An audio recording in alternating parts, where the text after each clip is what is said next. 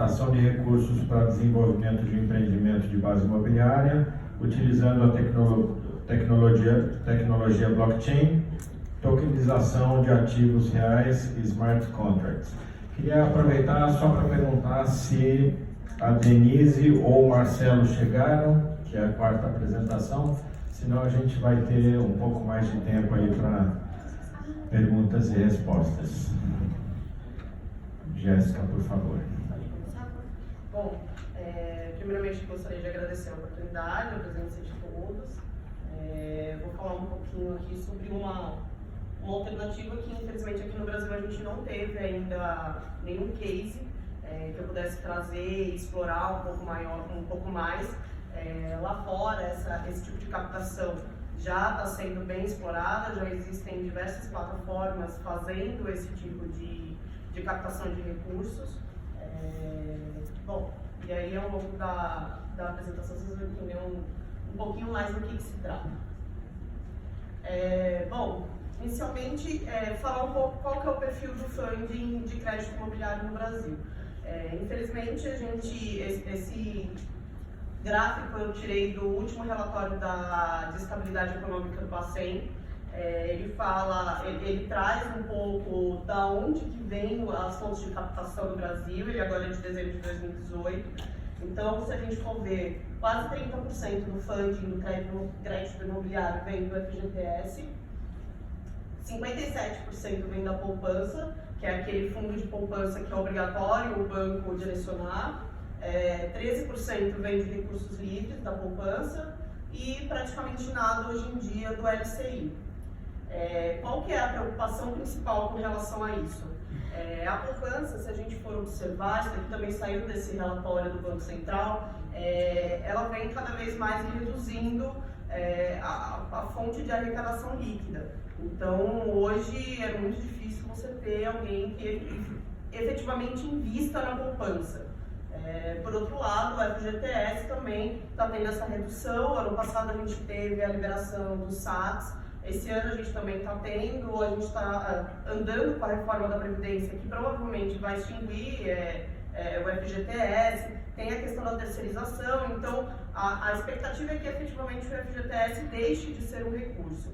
E aí, se a gente for pensar, voltando um pouco, como que ficaria? Se eu não tenho FGTS, se eu não tenho poupança mais, e se o LCI deixou de ser usado hoje não é mais uma fonte de recursos, o crédito imobiliário tende a extinguir. Então, efetivamente, a gente precisa buscar alternativas de como que a gente vai fazer isso. Porque não dá para a gente ficar sem crédito imobiliário, porque, infelizmente, é o que a gente depende para poder o setor caminhar. E como disse o primeiro palestrante, o setor imobiliário movimenta muito do PIB. Então, é um setor muito importante que, infelizmente, se acabar o crédito, tende a acabar também. Então, aí a gente entra na questão da estrutura do mercado de capitais, que é o plano B que a gente tem hoje. Só que qual que é o problema da estrutura de mercado de capitais que a gente tem no Brasil? Excesso de intermediário. Então, a gente tem o originador, que é quem traz o recurso, quem traz o investimento ou quem traz o crédito imobiliário, dependendo da estrutura, quem traz o empreendimento que vai ser realizado. A gente tem o administrador, que é o cara que cuida de tudo. Então, na verdade, ele não põe a mão na massa, ele só vai dizer para as pessoas que vão pôr a mão na massa o que ele pode ou não fazer. A gente tem o gestor, que é quem efetivamente põe a mão na massa, vai atrás de recursos, vai atrás de investimentos, administra efetivamente a carteira. A gente tem o custodiante, que é quem cuida dos ativos. A gente tem a securitizadora, que é quem blinda esses ativos. E a gente tem a B3, que na verdade ela está muito parecida com o Mestre dos Magos. Ela aparece de vez em quando, acha que está ajudando, mas na verdade ela só está complicando a nossa vida. Então a gente hoje conta com um sistema, depois da fusão da B3, que é o sistema CETIP, que desde que teve a fusão não teve melhoria. Então é um sistema que não funciona, é um sistema que não confronta informação, é um sistema que efetivamente não vai para frente. Então, por isso que eu caracterizei ele como mestre dos magos. Ele deveria ajudar, mas na verdade ele só complica, aparece de vez em quando e some de novo. Então, é essa estrutura que hoje a gente tem. Então, a gente tem o cara que cuida de tudo, o cara que cuida da carteira, o cara que cuida dos ativos, o cara que blinda os ativos e o cara que, efetivamente, não sei o que ele faz aí nesse rol todo. E aí, falando um pouquinho dos títulos imobiliários, ao longo desses anos, a legislação sempre buscou alternativas para a fonte de recursos, já prevendo que teríamos um problema, que chegaríamos na situação que nos encontramos hoje. Então está meio fora de ordem, mas primeiro a gente teve o CRI, que são certificados de recebíveis imobiliários, que são valores imobiliários lastreados em créditos. Depois disso, na sequência, a gente teve a criação da CCI e da LCI, que são praticamente a mesma coisa, a única diferença é que uma só pode ser feita por instituição financeira e o outro é feito por originadores em geral, mas na verdade são títulos de crédito que representam créditos imobiliários. E agora a gente teve a nova LIG, que é a Letra Imobiliária Garantida, que na verdade é um título de crédito lastreado em créditos imobiliários. Então, se vocês observarem, aí lógico que aqui eu estou trazendo uma representação um pouco simplória, mais superficial, mas se vocês forem ver, eles dependem da mesma fonte de registro, eles dependem basicamente do mesmo crédito imobiliário, e no fim a gente só foi misturando letra, e quando a LCI agora que não está sendo usada, a gente inventou a LIG, que vai ter uma garantia a mais, aí a gente tira o FGC, põe a aliança fiduciária, mas no fim do dia a gente sempre acaba na mesma coisa. Então eu trouxe aqui um pouquinho na B3, você consegue fazer o download da planilha de todos os depósitos registrados e todos os valores que foram negociados dentro da Câmara. Então, se vocês forem ver aqui, a gente tem, em 2014, a gente tem até um fluxo grande, né, de títulos negociados, principalmente de CRI, mas desde então a gente vem em franca queda. A gente não tem mais registro. Esse ano, de CCIs que foram liquidadas dentro da Câmara, não chega a 300 mil. Então, do que o mercado imobiliário vai viver? Porque o que acaba acontecendo é que isso daqui, que deveria estar sendo o nosso plano B, não está sendo. Porque cada vez mais ele vem caindo. E ali que eu não cheguei nem a colocar aqui, porque ela teve uma quantidade razoável de registros logo depois que veio, porque a legislação veio em 2015, mas a CVM demorou 2 anos para fazer a regulamentação da LIG, porque ela tinha que pensar muito a respeito depois que a legislação tinha sido feita. Então, na verdade, a gente só começou efetivamente a ter uma movimentação de LIG a partir do ano passado, e ainda não teve uma movimentação muito grande. Do último relatório da B3, a gente tinha tido só 3 negociações. Então, por isso que eu acabei nem trazendo aqui, porque ainda não impacta em nada. Aí, diante disso, chegamos num iceberg. Por que iceberg? Porque aqui em cima a gente acha que está tudo bem. É só uma pedra pequena. Mas se a gente for realmente, eu falo porque eu trabalho com o mercado imobiliário, eu sou advogada, sou um estranho aqui no ninho. Então, se a gente for entrar mesmo a fundo no setor da CETIP, na questão de regulamentação, na questão de como essas operações são estruturadas, você tem uma questão de assimetria informacional. Então, se você tentar conversar com o custodiante para ele te passar a situação de uma carteira hoje, ela não vai bater com a do administrador, que não vai bater com a do gestor, que não vai bater com a empresa de auditoria, que não vai bater com o servicer, porque cada um tem um sistema diferente e ninguém atualiza o sistema da B3. Então, nada confronta com nada. Além disso, a gente tem um excesso de intermediários, como eu mostrei para vocês. É um que cuida do outro, que audita o outro. Isso porque, assim, aqui eu só trouxe para vocês os principais. Se a gente for entrar um pouco mais, a gente tem o servicer, a gente tem o auditor, a gente tem um monte de gente fazendo o mesmo trabalho. Então, um fiscaliza o outro, basicamente. E mesmo assim, a gente tem esse problema de assimetria. A gente tem a falha de monitoramento e gestão, como eu falei para vocês. Então, acaba que a gente entra em situações que acabam gerando alguns passivos. Então, se você for observar, existem alguns processos judiciais por questões banais, como, por exemplo, o termo de quitação de alienação fiduciária que não foi dado, que foi passado o prazo, o comprador quitou o empreendimento, esse crédito tinha sido cedido. A responsabilidade de dar o termo de quitação, em tese, seria do detentor do crédito, que seria o fundo, assinando pelo administrador. E se você olhar o processo, é um jogo de empurra. O administrador fala que não está com ele, o gestor fala que já pediu, o servicer diz que ele não tem responsabilidade. Enquanto isso, o adquirente está esperando isso há mais de 2 anos. É só um termo de quitação. É só um termo assinado dizendo ele quitou. Está tudo certo. A gente tem altos custos, porque pensa que cada player que eu tenho que colocar dentro da operação, por óbvio, ele cobra um preço, mas ao mesmo tempo que eu tenho um alto custo, eu tenho uma baixa eficiência. Então, operações, por exemplo, trazendo para um cenário mais próximo, que é o cenário da Ligue, uma operação de Ligue, ela chega a demorar cerca de 6 meses para conseguir sair. São inúmeras reuniões, são inúmeros calls, inúmeras tentativas, inúmeros vai e volta de minuta, e nada anda. E por fim, uma falta de transparência e confiança, porque se eu não consigo, se você originador, tenta entrar no sistema da B3, você não tem acesso. Se você tenta acessar como está o crédito, você não tem acesso. Se você tenta conversar com o cliente, falam que você está tentando passar por cima de quem é detentor do crédito. Então, assim, todas as partes, ninguém confia em ninguém, não tem transparência e ninguém se conversa. Eu vou tentar acelerar um pouco, gente, porque só tem 5 minutos.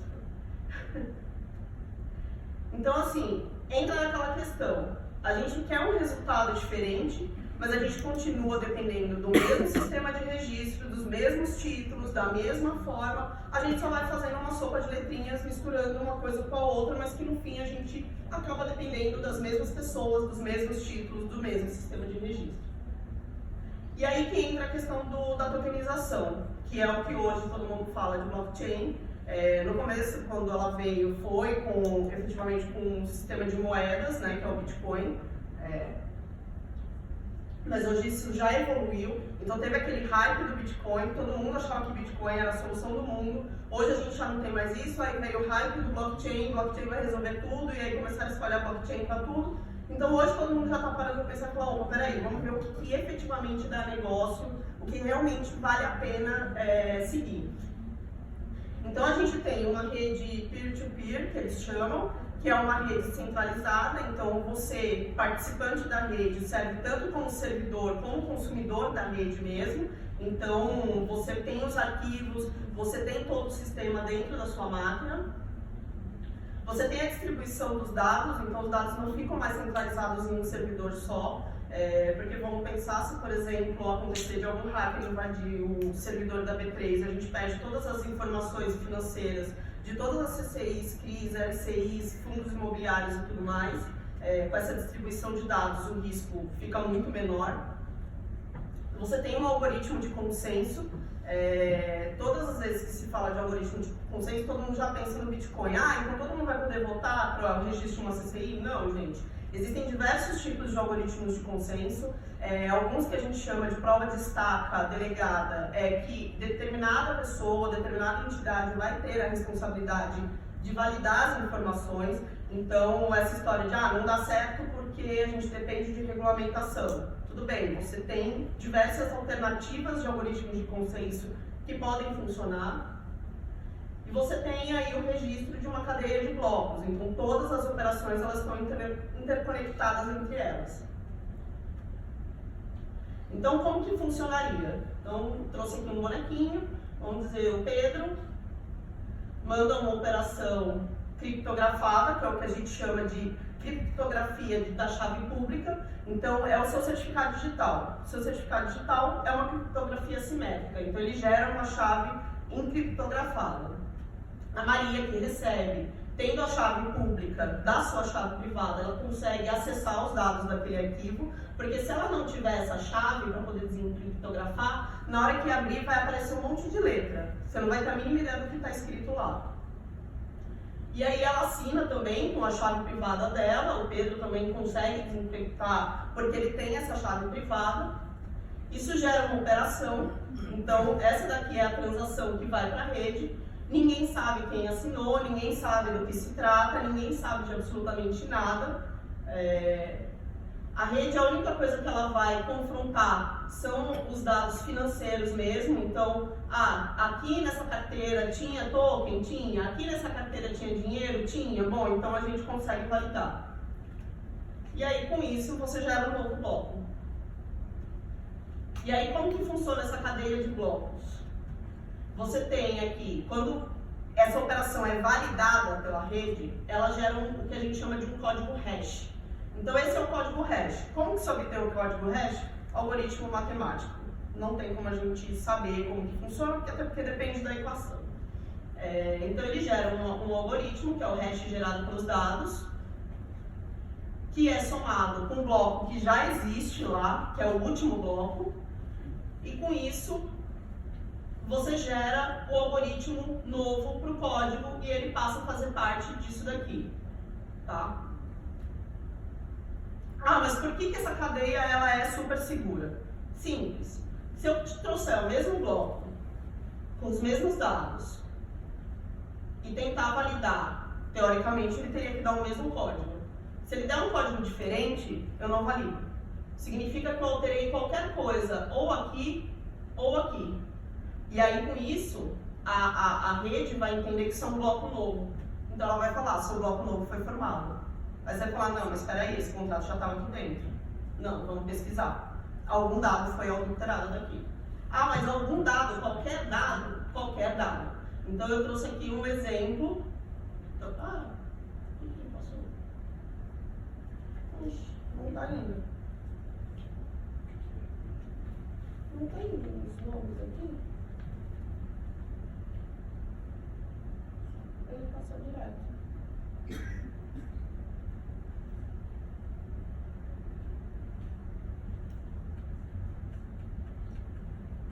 Se não der, tudo bem, a gente passa para o próximo. Tem? Tá. A gente fala de tecnologia e...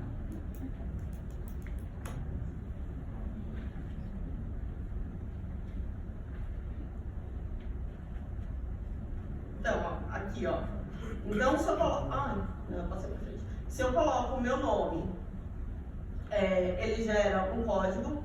Se eu coloco acento no meu nome, só um acento, ele já gera um código completamente diferente.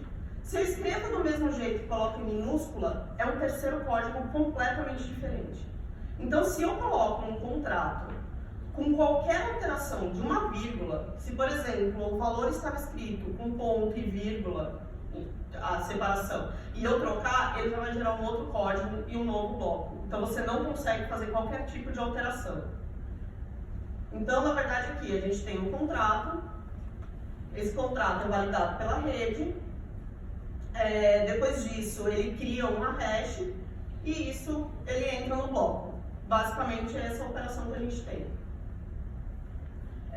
E aí, entrando mais nessa parte de captação, a blockchain foi desenvolvida e depois ela foi sendo estudada e chegando à conclusão de algumas utilidades que ela poderia ser explorada. Então, aqui na questão de captação de recursos, a gente tem a questão da tokenização do ativo, que é o quê? Eu transformar um ativo real, um ativo existente, num ativo digital. Então é a mesma coisa do seu certificado digital, é a sua identidade digital, é a mesma coisa da bolsa de valores, quando você compra uma ação, você não compra o papel, você não bate lá na B3 e fala, oi, dá o meu papel. É a mesma coisa que a gente tem aqui. A questão dos smart contracts, que são, na verdade, o termo é um pouco errado, porque na verdade eles não são contratos, eles são códigos. Então você automatiza algumas operações que são comuns. Então, por exemplo, levar o termo de... tem que emitir o termo de quitação depois da quitação. operação. É uma coisa que você vai ter que fazer sempre. Então, por que eu não posso automatizar? Então, tudo que depende de um fluxo e esse fluxo tem um ponto final, eu posso transformar ele em código de automatização.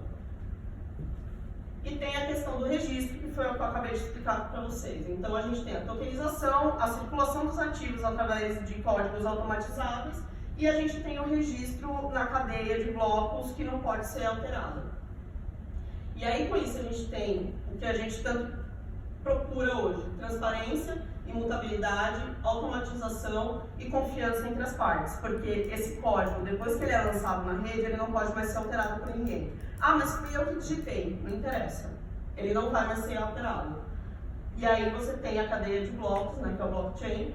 Você tem redução de custos, porque eu não preciso um monitorando o outro mais. Eu vou ter uma centralização de dados, uma rede automatizada. Eu vou ter eficiência, porque eu não dependo mais que ninguém vá lá e aperte um botão, o próprio código vai fazer isso sozinho. Eu tenho assimetria informacional, porque agora eu não vou ter mais N banco de dados rodando. E tenho segurança, porque se está num código automatizado, eu tenho certeza que o código não vai me fraudar. E aí, entrando na estrutura, com a instrução CVM A 588, ficou autorizado o que eles chamam de crowdfunding, que é a captação de recursos através de plataformas digitais. E aí, quais foram os parâmetros que eu utilizei para fazer os cálculos? Os parâmetros da própria instrução, porque ela cria algumas travas, ela não queria ampliar tanto o mercado enquanto ela não sabia o que estava circulando ainda. Então, tem a questão do limite de 5 milhões por oferta. Se eu lanço uma oferta de 5 milhões e ela não bate nem a metade, ela é cancelada. E aí todos os valores são devolvidos, tá? A gente tem a limitação de empresas que eles chamam de pequeno porte, que são empresas com receita bruta de até 10 milhões no ano. Uma oferta a cada 4 meses. E o uso de plataforma eletrônica necessariamente. Esse esquema de crowdfunding ele já vem sendo utilizado no mercado imobiliário. Quem não conhece, quiser dar uma fuçada, tem a Urbimi, que é uma das maiores, e tem a Blocks, que voltou agora, ela tinha parado durante um tempo, e voltou agora, que também é bem interessante. Eu não sou patrocinada, tá, gente? Então, realmente vale a pena dar uma olhada. Jéssica, tá terminando? A gente Tô tem que terminando. estar com folga no tempo aí, mas só para saber. Tô terminando já. Então aí você tem a questão da tokenização, essa estrutura da tokenização, a estruturação, a oferta, a implantação do empreendimento, os resultados voltando para os investidores e aí acaba. A estrutura desses crowdfunding são feitas através de debênture conversível, então qualquer problema na empresa, os investidores podem assumir essa SPE e tocar a obra. É dispensado o registro na CVM, você precisa só comunicar essa oferta. Tem a contratação do seguro de obras, né, para se der algum problema você poder assumir a SPE e concluir, e a possibilidade de poder circular esses tokens através do mercado secundário dentro da própria plataforma. E aí os custos, nem preciso falar, que são bem mais reduzidos, porque eu não tenho todas essas taxas obrigatórias que um fundo de investimento imobiliário, por exemplo, tem. Aqui eu trouxe uma comparação, mas depois o artigo vai ser publicado acho que no site do Lares, vai ter todas essas tabelas, que são a comparação de um custo com o outro. Como a gente não tem ainda essa plataforma para fazer, eu utilizei os custos que são praticados lá fora, então eu peguei uma europeia e peguei uma americana, converti os valores para a gente ter uma base. Aqui trazendo um pouco da taxa interna de retorno do investimento, para o investidor é de 19, para o empreendedor é de 19, para o investidor é de 12. Hoje a gente não tem um investimento com taxa interna de retorno de 12. Tanto que no FII, que é uma das melhores taxas, a gente consegue no máximo essa taxa de 9,5. Tá? E aí para o empreendedor ele tem autonomia, porque ele não perde o ativo dele, ele tem a manutenção do ativo, ele tem uma diminuição de custo, um aumento de eficiência e ele tem a questão da inovação. Para o investidor é uma entrada no mercado de real estate, que todo mundo sabe que é um investimento muito caro de se alcançar hoje. A gente tem um aumento do retorno e um aumento da segurança, a liquidez dos tokens, porque eles podem circular tanto quanto com o FII, E aí a gente tem também a questão da inovação. E aí eu trouxe aqui tipo, uma frase que é do Sérgio Giacomino, que é presidente do IRIB, que é a Associação de Registradores do Brasil, que ele fala, o que a gente vai fazer dentro dessa inovação toda que está vindo? A gente vai só ficar assistindo o mundo todo trabalhando nela, enquanto a gente continua trabalhando com as mesmas fontes de captação, os mesmos recursos, os mesmos players, os mesmos tudo? Aí aqui algumas frases que foram feitas na época que as inovações vieram, então todo mundo achava que a internet era uma coisa que não ia pegar, a questão da energia elétrica, então sempre você tem a questão do negar antes de ver se vai funcionar ou não. E é isso, gente. Qualquer dúvida, desculpa aí, passou o prazo. Parabéns, Jéssica.